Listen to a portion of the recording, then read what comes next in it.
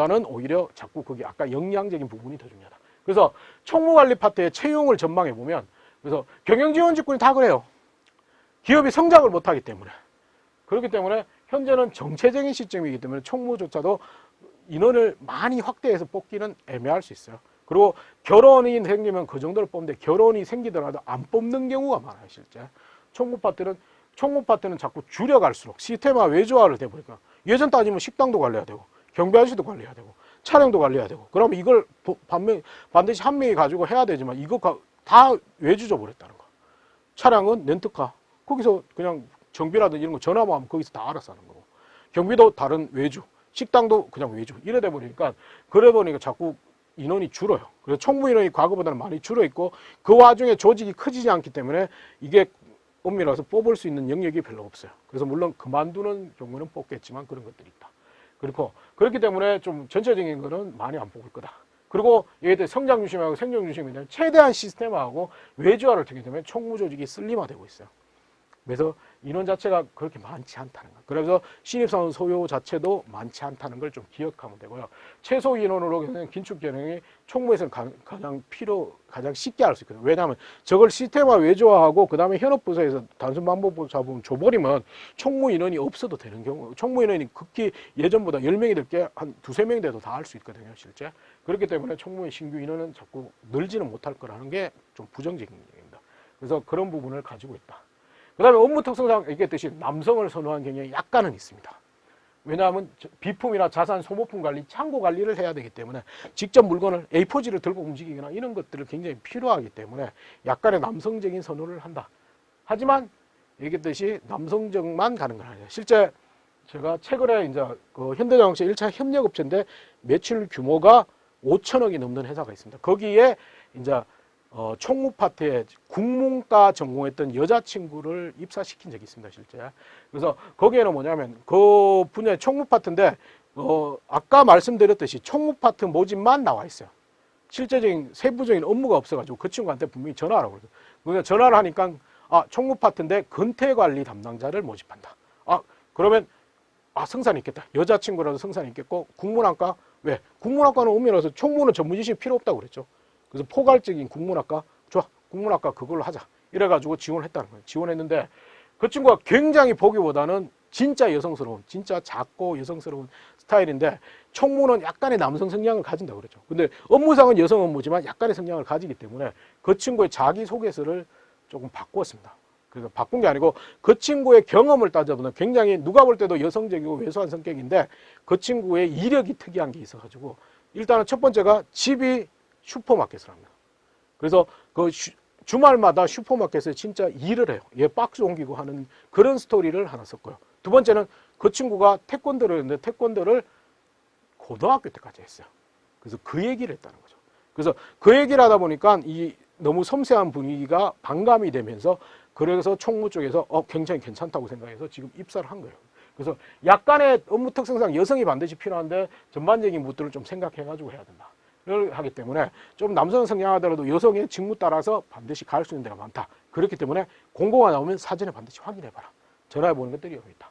그 다음에 이제 위기관리나 원가절감 등의 실질적인 관리 분석하는 쪽이 총무에서는 일부분은 약간 필요하기 때문에 그 부분에 대해서는 조금 가지고 있는 친구가 있어요. 단순히 내가 똑같은 제품을 기존보다는 싸게 사고 이런 것들을 협상 능력이라든지 위기관리 능력을 좀 가진 친구들을 선호하는 경향이 있다. 그리고 4번은 얘기했듯이 아까 말씀드린 지식적인 부분이 다양한 지식들이 필요합니다. 총무는 왜 독립적인 성격의 업무들이 나열되다 보니까 각각의 전문 지식들이 필요한 부분이다. 근데 얘기했듯이 전문 지식 소유자보다는 일반 관리자를 선호한다. 그 지식을 반드시 알아야 되는 건 아니라는 거. 그 지식을 몰라도 실제적으로 전반적인 회사의 일반적인 지식이나 리더십 성향을 가지고 있으면 되고 실제 들어가서 배워요. 들어가서 배우기 때문에 전문 지식 소유자보다는 오히려 폭넓은 업무 전개가 가능한 일반적인 지식을 가진 사람을 뽑아요. 그렇기 때문에 총무는 그런 전문 지식을 반드시 공부할 필요는 없기 때문에 전체적인 리더, 거시적인 것들 그리고 봉사활동도 의미를 가지기 때문에 그런 것들을 강조하면 충분히 된다는 거. 그래서 반드시 여권에 알고 비자에 알고 이런 것들은 아닐 수 있어요. 그렇기 때문에 너무 거기에 특화돼 버리면 거기밖에 써먹을 수밖에 없다는 것밖에 안 되기 때문에 포괄적인 일반 관리자를 선호한다는 걸 기억하면서 이쪽은 계속 일반적인 관리자를 선호하기 때문에 그쪽 방향으로 뽑을 거라는 걸 생각. 그럼 결국은 하나의 사람이 멀티플레이를 할 수 있는 그런 성향을 가진 사람들은 뽑으려고 할 거라는 거예요, 실제. 그래서 전반적인 총무 쪽에서는 채용의 전망은 좀 부정적이지만 이런 틈새 전략들이, 틈새 부분들이 있기 때문에 이 부분들을 조금 더 강조하는 것이 큰 의미를 가질 겁니다, 실제. 그래서 총무 파트는 그러면 지원하려면 어떻게 해야 할까를 좀 생각해 보자고요, 실제. 그래서 취업 전략적으로는 작은 부분보다는 회사 전반에 대한 거시적인 부분을 이해하는 시각을 좀 강조하는 부분이 필요하다는 거, 실제. 그래서 나는 회사 전체적인 이익들, 이런 측면에서 그러면 내가 조직에서도 리더 경험을 하면서 전체의 이익을 위해서 내가 어떻게 끌고 갔다. 이런 논리가 굉장히 중요하다는 거. 그 다음에 업무 특성을 이해하고 본인만의 다양한 스토리. 총무는 오히려 다양한 분야의 경험들이 의미를 가져요. 다른 분야에서는, 다른 직무에서는 다양한 업무를, 다양한 경험들을 강조해버리는 문제는 뭐냐면 직무와 연관성이 없기 때문에 오히려 부정적이었지만 이거는 다양한 업무 스토리 경험들, 이런 것들을 굉장히 의미가 있기 때문에 다양한 경험들을 조금 얘기하는 것들은 좋아요. 그래서 총무는 다양한 경험, 리더 경험 이런 것들을 중요한다. 그래서 자기소개서 쓸 때는 어떻게 해야 돼요? 그래서 단순히 총무 경험, 그래 총무라고 해서 친구들이 가끔씩 이런 경우가 있습니다. 어떤 동아리에서 어떤 모임에서 총무했다. 그건 아니거든요, 좀. 그건 아니기 때문에 실제 보면 총무보다는 전체를 누난 리더 경험을 많이 해야 돼요. 내가 전체를 끌고 간 리더 경험들이 더 중요하기 때문에 내가 리더 경험에 대해서 강조하는데 이 리더 경험에서 강조할 때도 좀 생각해 봐야 돼요. 단순히 과 대표로 해서 제가 리더십이 강합니다의 그 1차원적인 해석은 그런 논리, 결과론적인 논리는 별로 안 좋다고. 진짜 좋은 거는 여기 자기소개서도 자꾸 스토리텔링을 하라듯이 내가 실제 과 대표로서 체육대회 때는 이런 문제가 있었습니다. 그래서 내가 어떻게 해결했습니다가 더 좋다는 거. 그래서 스토리텔링을 하기 위해서는 리더 경험에서도 업무에서 가장 중요한 거는 큰 경험보다는 작은 에피소드를 찾아서 거기에 집중해서 강조해야 돼요. 그래서 그런 부분이 있고, 그 다음에 총무는 여러 행사를 기획하고 이런 것들을 많이 해요. 그래서 그런 것들이 있기 때문에 실제 보면 다양한 행사를 기획했다든지 기존과 어떻게 다르게 했다든지 그런 스토리를 잡아서 하는 게 좋다는 거. 실제 내가 송년회, 우리 동아리에서 실제 뭐냐면 송년회 할 때도 기존과 다르게 이런 컨셉을 해서 어떻게 했다든지.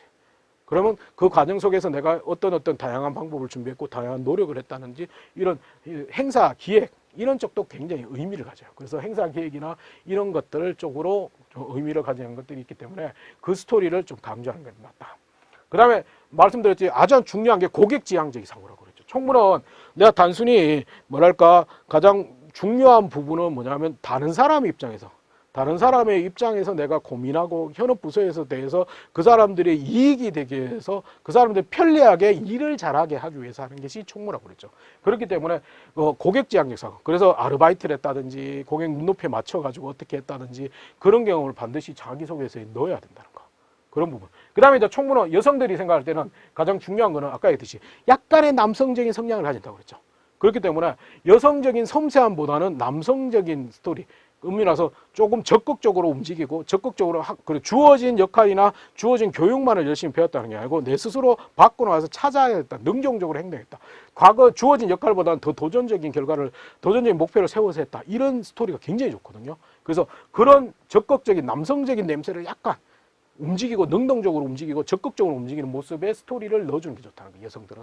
그래서 그 부분을 좀 생각을 해봐야 된다. 그 다음에 면접에서는 어떻게 되냐면 사익보다는 공익을 위해서 헌신했다. 내가 좀 희생하더라도 이렇게 했다는 논리가 가장 좋아요.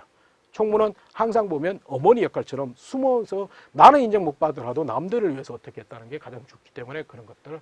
그 다음에 회사 이익적인 측면에서 고민하고 답변하는 것들이 굉장히 필요합니다.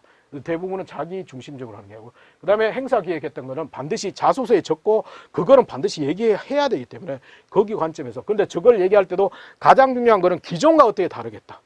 그리고 구성원들이 이런 걸 원했기 때문에 그쪽에 맞춰서 했다를 가장 첫 번째 가져야 되고, 그걸 내가 실천하기 위해서 어떻게 노력하고 어떻게 행동했는지를 조금 더 세밀하게 적는 것들이 말하는 것들이 필요하다는 거죠, 실제.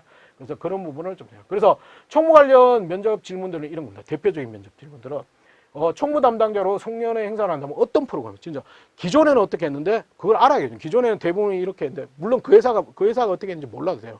기존에 이런 행사였는데 저는 이런 목적으로 이렇게 했기 때문에 이런 컨셉으로 이렇게 했으면 좋겠습니다. 이건 왜냐하면 요즘 이슈거리가 송년회나 이런 것들은 술자리 모임보다는 좀 다른 아이디어를 가장 간직하기 때문에 그런 것들을 좀 찾아서 해야 되고요. 그 다음에 자주 묻습니다. 리더 경험이 있느냐? 실제 다양한 리더 경험, 그 리더 경험에서 본인이 잘하는 이유가 뭐냐? 이런 거 자꾸 묻는다. 리더 경험을 굉장히 의미 있게 가진다는 거. 그 다음에 실제 보면 다른 사람과 협력하고 상생한 경험이냐. 총무는 항상 보면 다른 사람을 위해서, 다른 사람 입장에서 이런 것들이 있기 때문에 다른 사람을 협력하고 상생하는 경험들을 굉장히 많이 묻습니다. 그래서 그런 거고. 그 다음에 이런 질문도 가끔씩 합니다. 회사 정책과 현업 당사가 상충되었을 때 의견 차이는 어떻게 할 것입니까? 저는 상황 판단형 질문들을 주는데 상황 판단형 질문들은 핵심은 그거예요.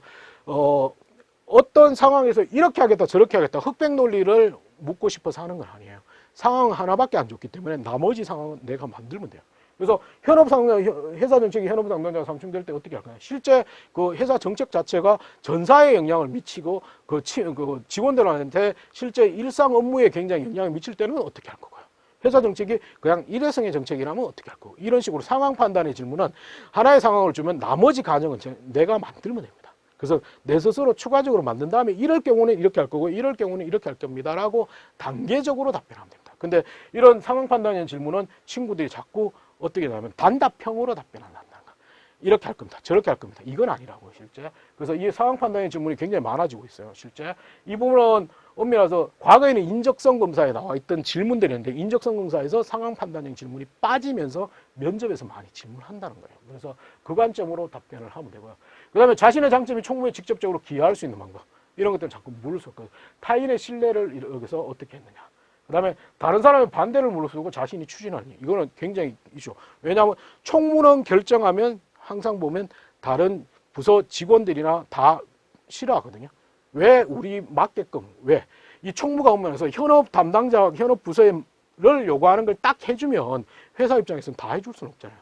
회사 이익적인 측면이 안 된다는 거. 그래서 엄밀히 어쩔 수 없이 이제 그걸 상충하는 과정에서 그걸 합의점을 찾는 것들이 총무 역할이다 보니까 이런 반대를 무릅쓰고 하는 행동이 많기 때문에 그걸 실제적으로 잘할 수 있는지를 보기 위해서 이런 질문들을 한다는 거죠, 실제.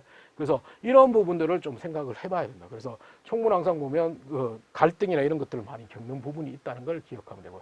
그래서 기타 사항을 보면 전공은 총무는 의미로 했습니다. 제가 했듯이 국어국문과 출신도 들어가고요. 다른 이공계 직무도 들어간다는 거. 근데 약간 군 장교 쓸지는 약간은 선호하는 경향이 있다. 절대적인 기준은 아닙니다. 절대적인 기준은 아니고 오히려 뭐랄까 전반의 리더십이나 의사소통 능력, 고객 지향적 사고를 가진 친구를 뽑는다. 근데 두 번째는 회사 규모 따라 총무는 다릅니다. 대기업은 총무 영역이 독립돼서 총무 파트만 있지만 중견기업은 관리, 인사, 총무팀, 총무팀 이런 복합적인 업무를 전공하는 거였습니다. 그래서 작은 기업은 총무팀인데 총무를 뽑는데 그 속에 나는 총무에서 인사 담당자가 될 수 있고 총무 쪽에서 회계 담당자 이렇게 할 수도 있다는 거. 그래서 작은 기업도 반드시 물어보라고요. 어떤 총무에서 어떤 역할을 하는지 어떤 일을 하는지 정확하게 물어보고 거기에 맞게 그냥 총무를 둥글뭉칠 실제 중견기업 중소기업에서 총무에서 인사 담당자 뽑는데 저는 총무 잘하겠습니다 이렇게 얘기하면 웃기겠죠. 의문에서 회계 담당자 모집하는데 거기서 저는 뭐 실제 보면 인사를 잘하겠습니다 이렇게 하면 웃기는 것처럼 좀 구체적으로 타겟을 정해서 물어보라고요. 그 다음에 회사 특성상 처리 영역이 다르다. 그래서 출장 해외 주재원 건태 관리를 인사팀에서 하는 것도 있습니다. 회사 기준 따라 이거는 약간씩 다릅니다. 그 다음에 재정명 사용료 관리도 각 사업부나 인사팀 격리팀에서 따로 하는 경우도 있고요. 그 다음에 소모품 관리는 각 사업부별로 하는 경우가 많습니다. 이거는 뭐냐면 그 업무 분장을 어떻게 조정하느냐에 따라서 다른 거기 때문에 이거는 각 회사 특성에 따라서 다를 겁니다. 실제. 그래서 반드시 이 업무는 반드시 총무에서 하는 거다라고는 아니고 이런 업무를 이런 식으로 효율화를 위해서 이렇게 나눌 수도 있다는 것만 기억하시면 돼요. 실제. 그래서 그런 부분이 있다. 그 다음에 업무 특성상 아웃소싱이 많이 돼 있다. 그래서 보안 경비는 외주화가 다 있고 이제 경비 엄밀해서 경비 아저씨는 그 회사의 직원은 아니라는 거. 그렇다고 해서 면접 가서 그냥 쌩 까면 안 된다는 거예요. 실제 경비 아저씨나 가장 입사해서 가장 좋은 거는 인사 그러니까 경비 아저씨, 청소부 아줌마, 식당 아줌마한테 제일 잘 보이는 게 좋습니다. 그 아줌마들한테 제일 잘 보이는 게 회사 생활이 정말 편해집니다. 실제 그런 거 있지만 실제 이제 외주화가 많이 되기 때문에 실제 이제 보안 경비 관리도 용역비만 주고 소극적인 관리만 해요. 실제 근데 이제 경비 아저씨가 이제 그런 거 좀 악용되는 건 있어. 파견 업체나 다른 업체 소속이다 보니까 경비 아저씨가 실수하면 경비를 바꾸는 경우도 있고 이런 것들은 좀 악용되고 있지만 회사 입장에서는 이제 아웃소싱이 돼 있다는 거. 두 번째, 구내 식당도 다 외주화돼 있고 아웃소싱이 돼 있다는 거. 그다음에 차량 관리도 장기 렌터카나 렌터카를 이용하기 때문에 다 이제 그 부담이 없어요. 그래서 이 담당자 영역들이 많이 없어졌다는 거예요, 실제. 그래서 물론 이제 아웃소싱이 안 되는 업체도 있어요. 그래서 회사 내에서 운영하는 경우도 있긴 있지만 대부분 이런 형태로 가고 있다는 거. 그래서 그 부분을 좀 생각하시는 거예요. 그래서 총무는 이겁니다. 굉장히 쉽게 결정하면 위험해질 수 있는 부서가 총무입니다, 실제. 굉장히 내가 편하게 업무 편의주의를 따라서 내가 편하게 결정하면 쉽게 일이 될 수도 있어요. 근데 자칫 잘못하면 이런 사태가 발생한다는 거죠. 실제 총무가 내가 의사결정을 잘못하는 순간 나는 아무 생각 없이 나는 편하기 위해서 잘못 생각해가지고 했는데 그렇게 되면 와르륵 무너질 때가 있다는 거. 그래서 총무는 보면 하나의 의사결정을 하고 명확한 기준을 가지고 적용해야 되는 친구예요.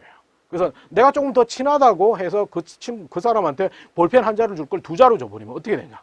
그러면 그 친구와 나와 관계는 굉장히 돈독해 주지만 결국은 그 친구가 두 자루 받았다는 걸 다른 부서, 다른 팀에 소문난다는 거. 그러면 다 와서 난리를 친다는 거죠. 그래서 총무는 원칙을, 기준을 어긋나면 안 된다는 거. 그래서 그걸 생각해야 돼요. 그래서 원칙과 그걸 준수해가지고 명확한 기준 따라 합리적인 객관화된 기준 따라서 내가 적용하는 부서다. 그게 안 된다면 굉장히 이런 부서가 된다는 걸 좀 기억하면 된다. 그리고 총무는 엄밀해서 다른 친구들이, 다른 현업 부서들이 자꾸 나한테 와서 뭘 해달래요. 진짜 성가시고 자꾸 해달라는 부서라는 거. 그걸 가면서 그것조차도 명확하게 기준을 설정해야 된다는 거.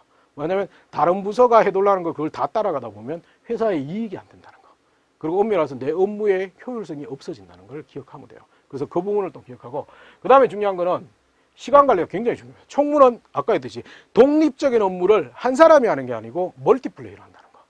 멀티플레이를 하기 때문에 거기에 대한 다양한 이런 부분들이 필요하기 때문에 시간 관리를, 내가 멀티플레이를 잘한다는 과거 경험, 이런 것들 굉장히 의미가 있어요. 그래서 그런 부분들을 좀 찾아봐야 돼요. 멀티플레이, 나는 이런 다양한 업무들을 동시에 수행할 수 있는 그런 능력이 있다는 걸 좀 강조해야 되고, 그 다음에 총무는 가장 중요한 게 혼자가 아니고 협업하는 거예요. 협력. 그래서 현업 부서 담당자들한테 협업하는 부서예요. 그래서 내가 그 친구들을 도와준다는 역할, 그 친구들의 입장에서 내가 그걸 한다는 거죠. 그래서 그 친구들의 입장을 자꾸 알기 위해서 자꾸 친화력도, 사내적으로 친화력도 많이 있어야 되고, 그 친구들의 영역이 뭔지를 자꾸 고민해 봐야 되고, 같이 얘기도 많이 해보고, 서로 상생 협력한다는 건 기본적인 관점을 가지고 있어야 돼요. 그렇기 때문에 총무는 다른 파트는, 인사 파트나 기획 파트는 의사결정을, 정책을 결정하면 다른 부서에서 저항이 별로 크진 않아요. 왜? 기획 파트는 예산을 가지고 있고, 인사 파트는 사람을 가지고 있기 때문에. 근데 총무 파트는 의사결정을 하면 다른 부서의 반발이 너무 많거든요. 총무는 힘이 없기 때문에. 근데 그걸 이제 그런 저항들을 조금씩 줄이기 위해서는 사내 직원들과 굉장히 상생하고, 나는 항상 협력적이라는 것을 조금은 강조할 의미가 필요하다는 거. 그래서 그 부분을 좀 생각해 봐야 됩니다. 그래서 총무 파트는, 결론을 내면 총무 파트는 우리 어머니들이 하는 역할입니다. 그 역할들은 보이지 않는다는 거. 항상 보면 그렇다고 내가 인정받고 싶어, 인정받으면 좋겠지만 인정받을 수 없는 업무 성향들을 가지고 있다는 거. 그렇기 때문에 오히려 내가 나보다는 전체를 위해서 자꾸 노력했다. 리더 경험이 총무에서는 가장 중요한 역할이 된다는 거. 그리고 항상 중요한 거는 내 자신의 업무의 효율성, 편의성이 아니고 우리 회사의 직원들, 우리 현업의 담당자들이 어떻게 하면 일을 잘할 것인가. 그 관점에서 좀 더 깊이 고민하고 좀 희생해야 될 직무라는 것을 좀 기억하면 좋겠습니다. 이상으로 총무관리 파트에 대한 강의를 마치겠습니다. 수고하셨습니다.